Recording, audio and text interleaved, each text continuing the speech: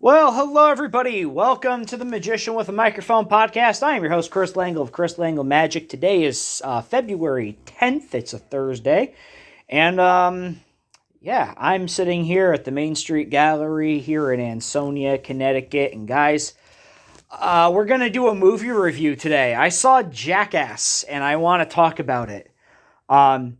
To the point where, I'm going to briefly mention that my new show was called Faster Than the Eye, and touring is going to be happening, and I've got some dates on the tour already announced, but it's going to be going from July to December, and I'm looking forward to it. Faster Than the Eye, go to www.chrislanglemagic.com to get some more info on that show. So, I also want to say really quickly, too, Rich is agreeing to come back on the podcast next week and tell his story that I've been teasing for the last couple of weeks. Guys, I get really excited when he talks about all this. I've made him tell this story a couple of times, and, he'll just monologue for hours. And luckily, this podcast does not have a limit, so you guys are probably going to learn some interesting shit.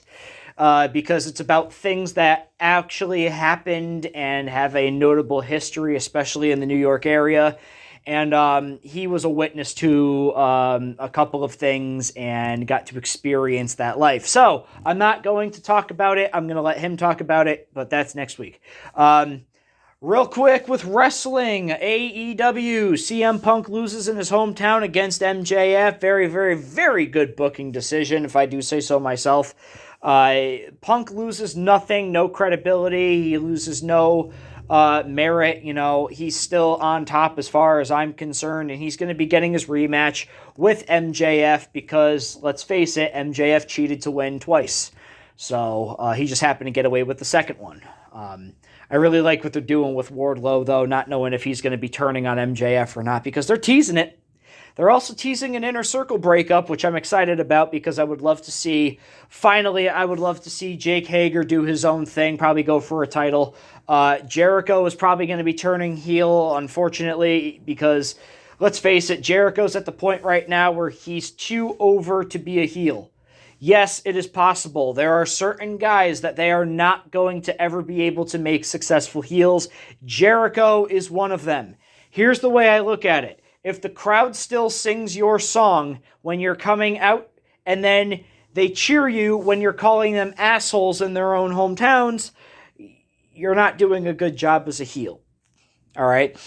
And the only exception I can make to that is MJF, because I believe on purpose they switched the roles. MJF was the babyface on Long Island and CM Punk was the heel, and I think that's a great way to put it. I think that's a great way that they could do that rivalry, because if you think about it, they can make MJF the heel everywhere else and the babyface on Long Island, and CM Punk the heel on Long Island and the babyface everywhere else. Kind of like the Bret Hart-Shawn Michaels rivalry, because Bret Hart was a heel in the United States, but he was a fan favorite, loved hero in Canada, and vice versa. Shawn Michaels was absolutely hated in Canada, but he was loved in the United States. At least until he turned heel. But he was one of the very few who could turn heel the right way and get away with it and legitimately have heat. Because, Shawn Michaels was just an asshole. So, but then again, so was Bret Hart, Let's see, there was another thing. Oh, yeah, Keith Lee debuting. Who the fuck saw that coming? They teased it all week, saying they were going to open the forbidden door, which they did, but it wasn't the door I was expecting. I honestly thought it was going to be Jeff Hardy. I thought Tony Khan bought out the contract, and it was going to be Jeff Hardy debuting against Isaiah Cassidy, and it wasn't. It was fucking Keith Lee. And Keith Lee came in and fucking dominates Isaiah. What the fuck? Kills him, almost. Basic squash match. And, Keith Lee's looking good, dude. I'm telling you, he was going gray a little bit in WWE. You could tell he wasn't as happy. When they made him change his name to Bearcat, I was like, what the fuck? Why are you going to do that? He had so much momentum in fucking NXT. He was great. You got to kill him. Just like everything that they touch. They kill everything they fucking touch.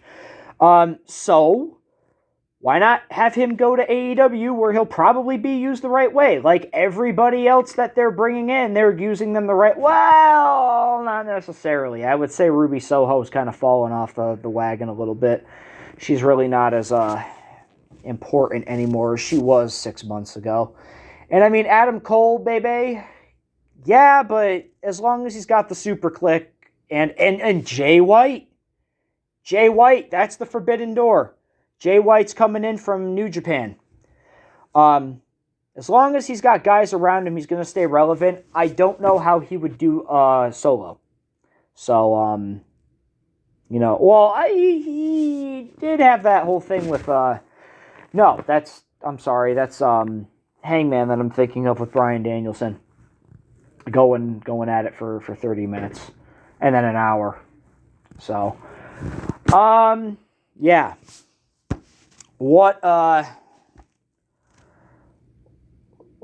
path it could be for a lot of these guys. Now, I'm just waiting to see what they do. I hope they bring the Briscoes in, dude. They're so close to bringing the Briscoes into AEW. I want them. I want them to do it. They'd be teasing the fuck out of it. So, and honestly, I would like to see Nick Gage back. Because I have a feeling eventually Matt Cardona is going to be signing with AEW, or at least making some appearances with AEW, and I mean, that would be great. But at the same time, like, shit, pull the trigger already, you know what I mean? Let him go. It's the only promotion he hasn't showed up in yet. So, but he's doing great right now with GCW. GCW is, I mean, like, they want to kill him.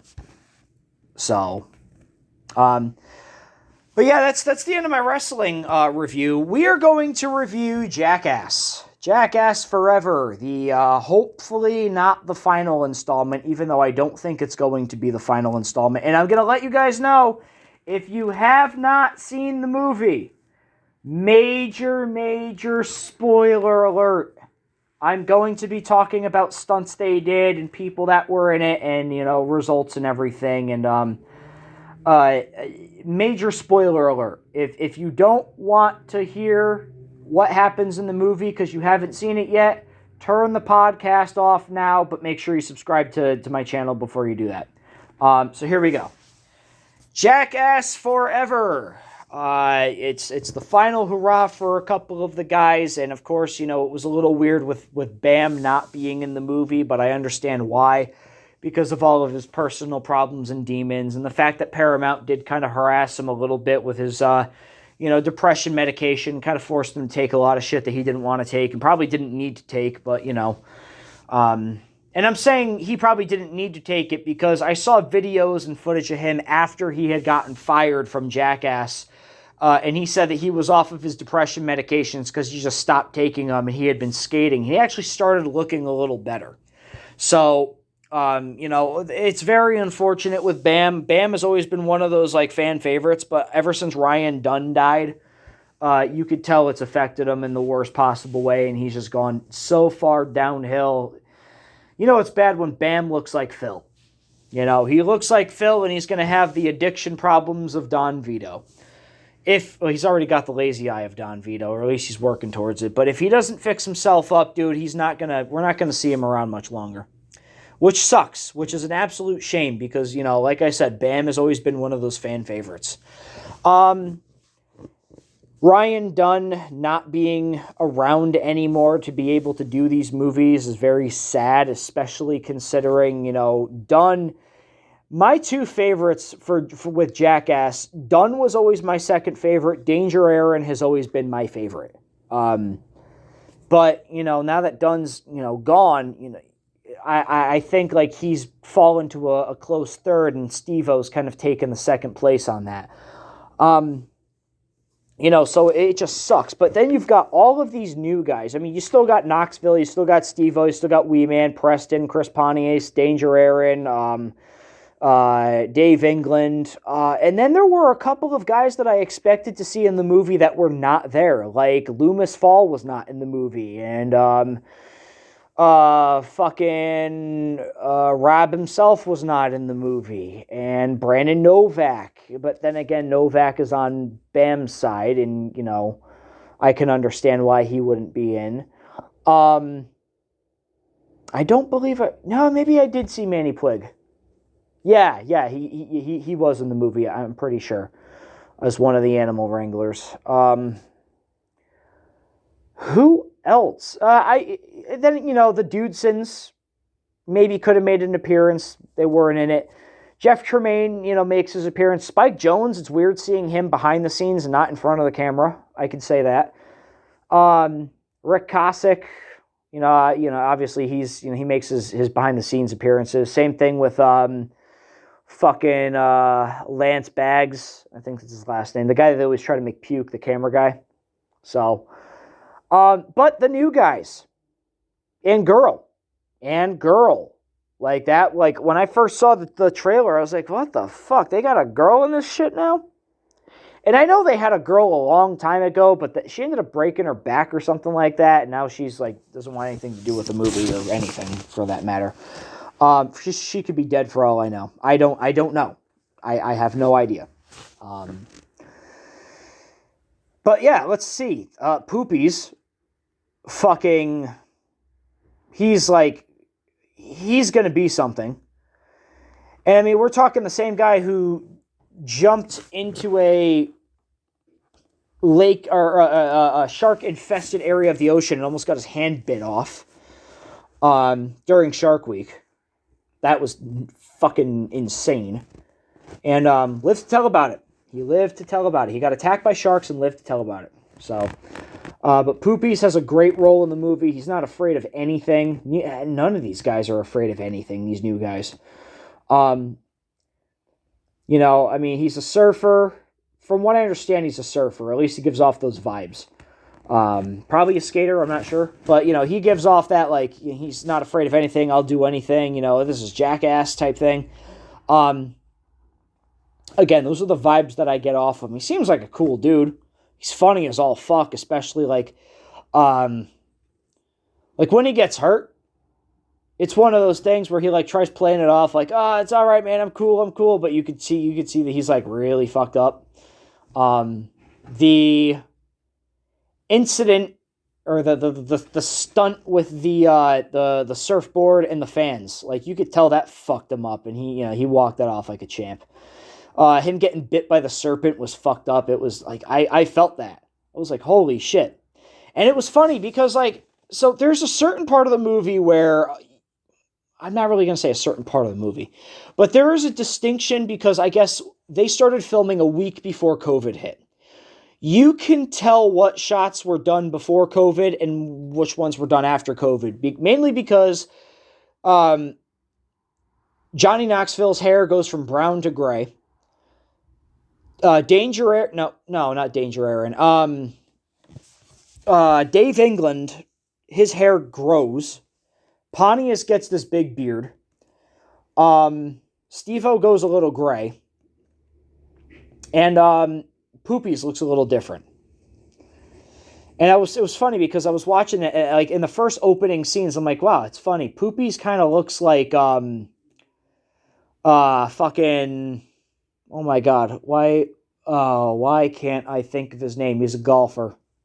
Bubba Watson. Kind of looks like Bubba Watson with the mullet and the fucking, the clean shave and everything. And I'm like, that's pretty cool. It's kind of funny. So their appearances do change. But Poopies is a guy to look out for in the movie. Does a lot of funny fucking stunts. Then there is... Who the hell is the black dude? I know Dark Shark's his father. Oh my god, this is going to bug me. Fuck, what's his name? Anyway, they have a black dude now who is fucking hysterical, and he's another one where, he's just fucking fearless and he doesn't care, and like he takes a whole bunch of hard hits, and yeah, he's also somebody that you will he'll definitely make you laugh, that's for sure. And then his father, Dark Shark, is just fucking hysterical. Especially the tarantula scene, which that's a jump scare. Unintended jump scare, the tarantula. I didn't realize like his father, like Dark Shark, I guess is like an ex-convict, did a bunch of jail time. Like at least they say that in the movie. So there's like certain things he's not afraid of, but certain things he is, and he hates animals, spiders, vultures, really any animals. He's also funny too. And then let's see, the new fat guy, Zach Holmes, dude. This guy is fucking kick-ass. This guy is not afraid of anything. He will do anything to his body. The Jackass skit, which the song hasn't gotten out of my head. Jackass, he'll do anything. It's fucking hysterical. This guy is like, he's like Preston and fucking Steve-O put together. Like, he'll jump off a high shit, he'll, fucking make himself bleed, but he's a fat guy. When he jumps into the cactuses, that was great with the parachute, that was really cool. The sliding down the hill with the Astroglide, and then going off the ramp into the dirt, that looked brutal.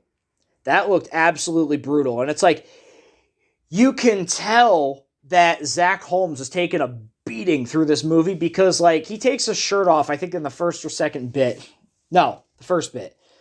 And, he has, like, nothing on his body as far as, like, scars or, like, bruises or anything. By the end of the movie, he is fucked up. Scars, cuts, paintball shots, thorns, blood, everything. Like, he risked himself for that movie. I respect the fuck out of him.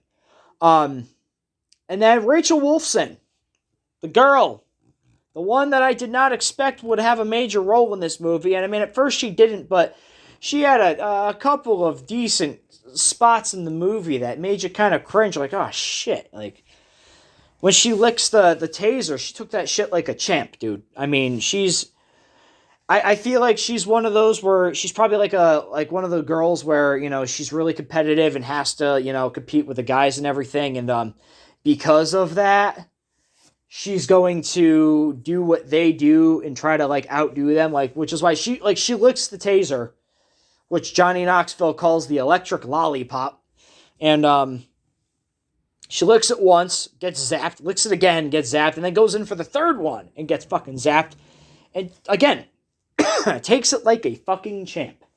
Then she gets bit in the face by the scorpion, doing the scorpion Botox. Like, that must have fucking hurt. And she took it 5 or 6 times. 5 or 6 fucking times. So, let's see. Who else was in the movie? At least the new guys. I mean, there were cameos, there were celebrity appearances.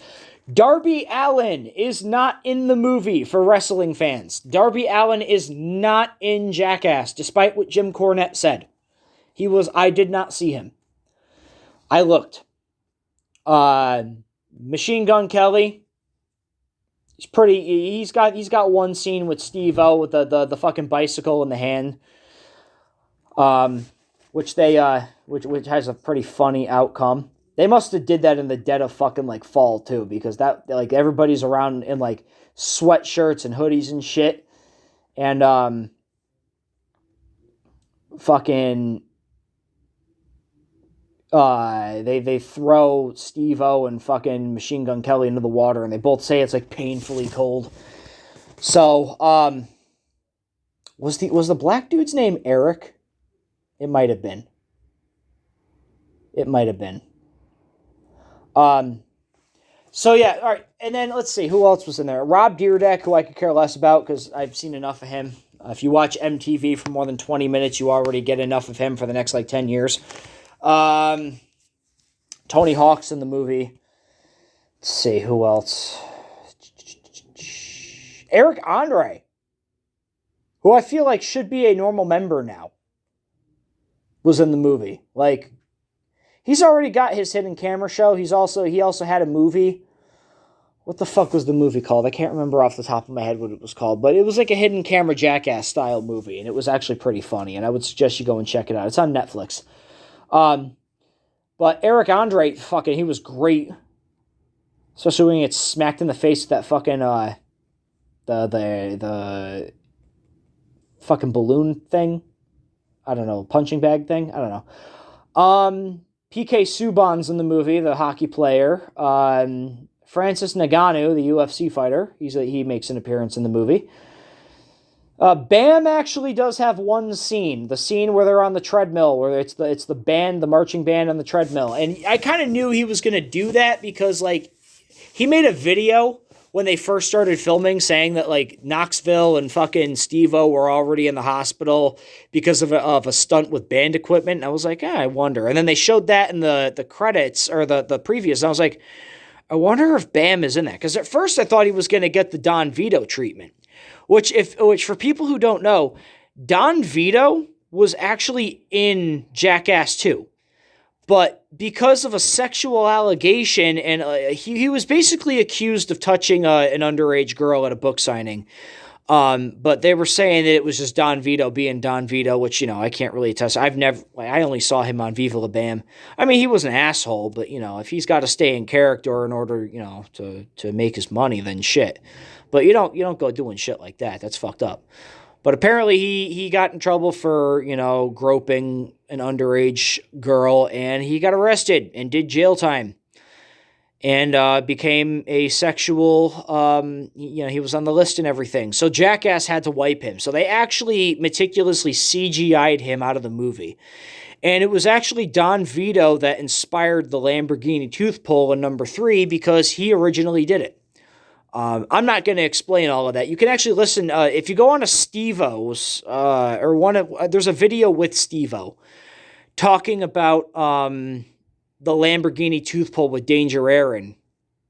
Steve-O explains that it was originally Don Vito that was supposed to do it. And because he got CGI'd out of the movie, they had to take out that bit. And, yeah. So they gave it to Danger Aaron for number 3. And it actually ended up being a perfectly healthy tooth, and it fractured his face, apparently. So, and we're going to get to Danger Aaron in a second with Jackass Forever. But I thought Bam was going to get the Don Vito treatment after the whole, lawsuit threatening and everything, and him telling Knoxville and Tremaine to fuck off and all that. I thought they were going to leave him out, and it turns out, nope, they kept him in. Even in the credits, there's a Ryan Dunn tribute at the credits. Obviously, we know that there's going to be a Jackass 4.5. So there's no spoiler there, but at the very end of the movie, in the credits, they have a tribute to Ryan Dunn. They do show Bam in a couple of those scenes. So there is that. But let's see. Let's talk about the stunts. The opening fucking sequence with Pontius's dick. Oh my god. They paint up Pontius's dick to look like Godzilla. That's all I'm going to say. You guys got to watch it. It's fucked. It's so funny. And it's like, you don't know what it is at first. And then you realize, oh no. But no, it's Pontius's dick. It's like it's attacking a city. It's just fucking hysterical. And then the first bit they do is the human ramp, which is what you see in the previews, where it's like they got everybody stacked on top of each other, and fucking Zach Holmes goes over with the mini bike. So they're basically like making ramps, like a launch ramp and a landing ramp. And I guess Preston got fucked up with that too. He got hurt pretty bad. He got a big old bruise on his stomach from something, and I can only assume that's what it was. Then they had the Silence of the Lambs one, which is basically where the idea was they were going to be in a room with a poisonous rattlesnake, to the point where like the snake handler is like, yeah, if you get bit, it's going to kill you. So the whole elaborate plan was that Knoxville was going to have everybody go in 2 at a time into the room, and they were going to shut the lights off and slam the door and like lock them in. And then Knoxville's just fucking with them, throwing things at him and hitting him with cattle prods and everything. And he's got night vision goggles on. Of course, you got Pontius in the side of the room fucking doing the dance that Buffalo Bill does in the movie Silence of the Lambs for no reason. He doesn't do anything else except for that. So it's like, they're all getting fucked with, and the only way out is a door that leads to a room with thumbtacks and fucking rat traps and pans hanging from the ceiling. So they get pretty fucked up, like bad. And then I believe the one after that was the Dum Dum, which is actually on YouTube. So really, there's no spoilers so far. Except for, I was going to say, there was a spoiler alert. So, yeah, I'm going to talk about at least all the ones I remember. So, yeah, there's the Dum Dum, where it's basically like, it's Wee Man, Poopies, and Danger Aaron all lined up, and they're in their underwear, and they got these fucking slippers attached to hydraulics, and it'll slap you in the dick if you get a question wrong. And Knoxville's asking the questions, and they're all like, apparently they're like 4th grade level questions. And, like, you could tell, like Danger Aaron gets slapped, and it looks like he's almost gonna cry. So, they're asking questions, they're losing, they get slapped in the dick. It's pretty funny. And then I forget what the one was after that. And then at some point in the movie, they do oh shit, what else was... Then they do the mimes, which is where fucking Rachel Wolfson licks the taser, and Poopies gets bit by the fucking snake. And then Steve-O does something with the fucking skateboard, which, like, oh man, that... it hurt. If you've ever ridden a Razor scooter, you know what it is, and you know why it hurt. And the whole point was they were supposed to stay quiet, and Steve-O makes noise. So that's where you hear in the previews, you have your winners, and then you have Steve-O. Oh, shit. And, of course, the bees. The bees. Fucking Steve-O's bee stunt that he does, which is why, like, it's the only thing in the movie I wanted spoiled for me before I saw it. I wanted to know what the fuck was making Steve-O scream so bad in the previews. Because you see it, he's like in like serious pain. Turns out they put the queen bee in a little box from a beehive, and they strap it to his dick, and all the bees like start congregating around the queen. Well, they start stinging him down there. And shit, like you could tell that he's in pain. So I'm watching that going, oh shit, no wonder he's screaming so loud. So there's that one. That's one of those you could tell he won't ever do that again. Let's see what else was there. There was the thing with the fans where they got the parachute, they're being blown by the fans. Onto the grass. There was the slope, where they're going down the hill on the Astro Glide. Now it's like, here I am trying to roll the previews through my head. Oh, then they got the vulture. The vulture, they basically have a vulture eat meat off of Wee Man's dick, which is fucking hysterical, but it looked like it hurt at the same time. And then you have the tarantula. So they have this big, it looked like it was a fucking like Goliath bird-eating spider. It was gigantic. And it looked even worse on the fucking big screen, especially if you're somebody who's afraid of spiders. Yeah, close your eyes at that part. Let me see just how much time I am in with this. Because hold on. Okay, yeah, we're good so far. Danger Aaron and fucking Dark Shark, they get the tubes put, like the balls put on their head, the big globe things, the domes, the helmets with the tube, and they have to blow the spider, and whoever the spider landed, like whoever's helmet the spider ended up going in got the bite. Well, it ends up going into Dark Shark's, and Danger Aaron takes the bite because they volunteer him. So he gets bit on the nipple, and they show the spider up close biting him in the nipple, and it fucking lunges right at the screen, trying to get away.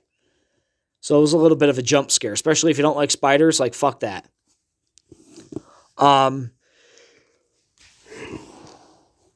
Let's see. Then there was the various cup tests that they did with Danger Aaron, where they're hitting him in the dick.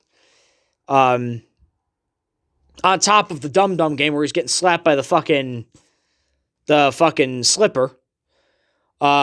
He got Francis Nagano punches him in the balls. And apparently they're telling him like Francis Nagano's his punch is so hard it's the equivalent of a Ford Escape. or a Ford Escort at full speed hitting you. So he gets punched in the dick, and then right after that, PK Subban hits him. No. Some softball player hits him in the dick with a softball after a couple of attempts. And you could tell he's in pain because he's like turning away and like trying to dodge it and everything. And they're like, no, get back over there, get back over there. Then he gets hit by a hockey puck by PK Subban at like 98 miles an hour. And then Dave England jumps onto him with a pogo stick, which cuts him. It's like, you feel bad. And it's like, then they had him do the thing with the bear where they strapped him to the chair with the dog tag or dog collar on him. It was basically like a truth or, like a lie detector. And they fucking zap him. And they're telling him to stay calm. And then Knoxville goes in there and pours salmon on him and honey and all that. And then they release a bear. And you would think like, oh, the bear's on a chain. No. It's fucking roaming free. And it goes over, it almost bites his hand, and it almost bites his dick. And then like the tamer had to go in there and stop it from attacking him. But like you could tell, like Aaron's like, dude, like what the fuck? Am I gonna die? Like you could see the fear in his eyes. And then, then the fucking the bite from the tarantula. And then let's see what else. The fucking he got tased by Knoxville a few times. So it's like I'm watching this going, dude, leave Danger Aaron alone. Like he talks in his or on Steve-O's podcast about, being bullied. And I'm like starting to understand like shit, like Danger Aaron took the majority of the hits in this movie. The majority of them. I think he had like 9 or 10 different stunts that he did. Yeah, because let's see, there were the 4 cup checks, 1, 2, 3, 4. There was the Dum Dum game, that's 5, the Bear 6, the Spider 7. 8 was the fucking where they lock him in the room, they fuck with him, they cattle prods him. There's 8 right there. Let's see, what else did he have to do that they fucked with him with?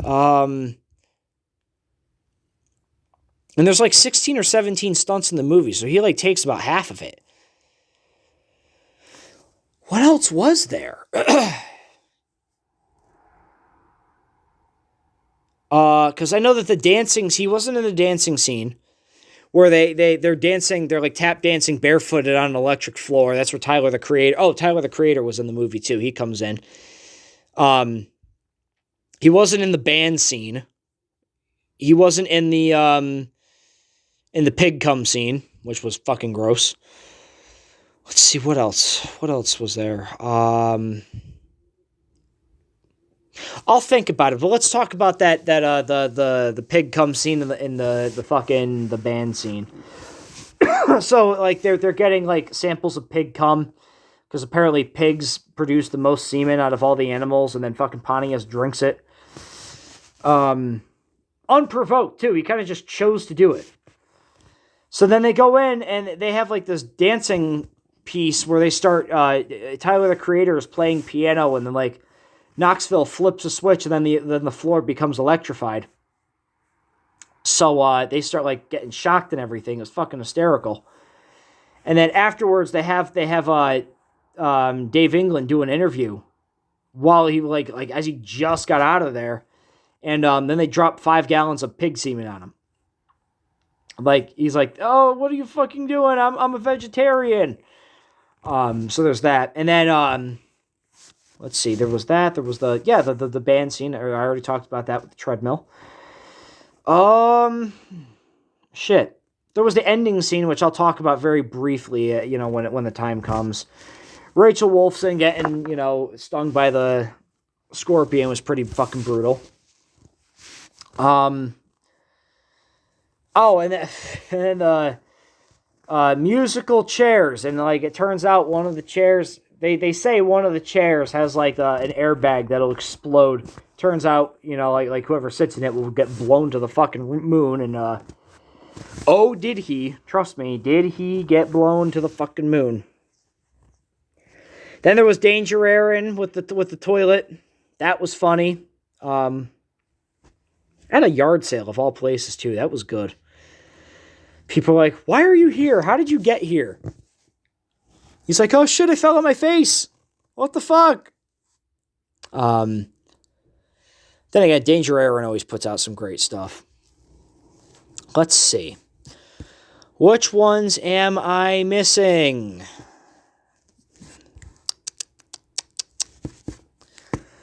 I'm trying to think.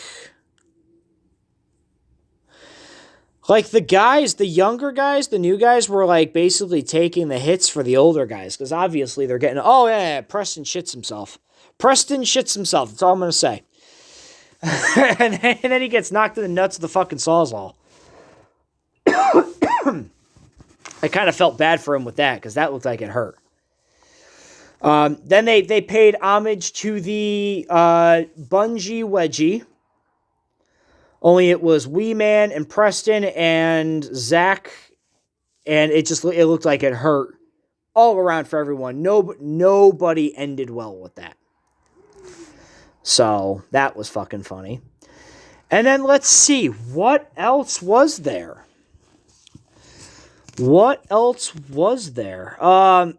Pontius and Dave England do something with their dicks. They play ping pong with them basically, but not the way that you think. That actually looked like it hurt. Like bad. At least it's something I would never do to myself on purpose, and I hope nobody ever does to themselves on purpose. Because man, let's face it, the Jackass guys are professionals. Professional idiots, as we like to call it in the entertainment business. Yeah, it's basically it. Oh, and then the Vomitron, where they spin around. They drink as much milk as they possibly can, and they're spun around. They're strapped into a merry-go-round, like a kid's playground spin around thing, and they try to see who can throw up the most, and then they get bombarded with paintballs, and explosions happen around them and shit. So, overall, guys, I thought it was the best Jackass they ever came out with. And knowing the fact that Jackass is in good hands, and I know there's going to be 4.5, and there's probably even going to be a 5 with all these new guys. I have a feeling. All around great movie. It was laugh out loud. There were some parts where you're like, oh shit, don't do it. And then there are other parts where you're like, oh shit, do it. You know? I would suggest seeing it. Oh fuck, I left out Johnny Knoxville. Because Johnny Knoxville barely does anything in the movie, but the things that he does almost kills him. So he gets shot out of the cannon. And this is, the cannon scene is the scene they must have started doing after COVID, because that's when you can tell that they started, like, letting themselves go a little bit, letting their hair grow out. Knoxville's hair goes gray after that. But Knoxville gets shot out of a fucking cannon into a lake. And, of course, everybody's thinking he's going to die, which, probably would have if it had gone wrong. But then the one where he almost died, apparently he got such a bad concussion, broken ribs, and a broken wrist, the doctors literally told him, you can't take hits like this anymore, was the bull, the magic trick. Does a magic trick. He tries doing that trick where, like, he puts the milk in his hat, and it's supposed to, like, he put the hat on, and the milk's not supposed to come out. Well, it did. And the bull hits him so hard, he literally does a fucking 450 splash, and lands, like, right on his fucking wrist, and doesn't get up. Had to be stretchered out of there. Like, oh, man. I think he said it was the worst bull hit he had ever taken. And, like, the other guys were, like, worried for him, too. You could tell. But, yeah, like, Knoxville barely does any stunts in the movie. Barely. Trying to think back if there's anything else that he actually did do. Yeah, the bull and the cannon. And then the fucking treadmill. He was on the treadmill. That's 3. Otherwise, like, I feel like he was meant to be behind the scenes, but decided to just put himself in the movie because he's Johnny Knoxville and Welcome to Jackass. So, but overall, guys, great movie. I would suggest if you have not seen it yet and you actually want to see what I'm talking about, go ahead, fucking see it. It's great. It's really, really good. Yeah, and then the tribute they do to Ryan Dunn at the very end is great, too. So, overall, if I had to give it a rating, I'd give it probably a 7.9. Probably an 8, solid. So, yeah, go and see it. Jackass Forever. In theaters now. Fucking go and see it. Well, guys, I'm going to get going. I'm glad you were listening. I appreciate you guys for listening. I actually have to go and run to the store because I think I may have run out of time to try and get my ride. So let me go and take care of that. But guys, next week, Rich DiCarlo's on. Going to be talking about something crazy, something fun, and podcast's probably going to take a while. So I'm hoping to have Greg Dwyer back on eventually, and I'm looking for other guests to come onto the podcast. So please, if you know anybody or if you want to be on, let me know. I managed to make it work through Zoom with Greg. We'll make it work again. So, guys, I'm Chris Langle with Chris Langle Magic. This is the Magician with the Microphone podcast. Subscribe if you have not already. I'll see you later.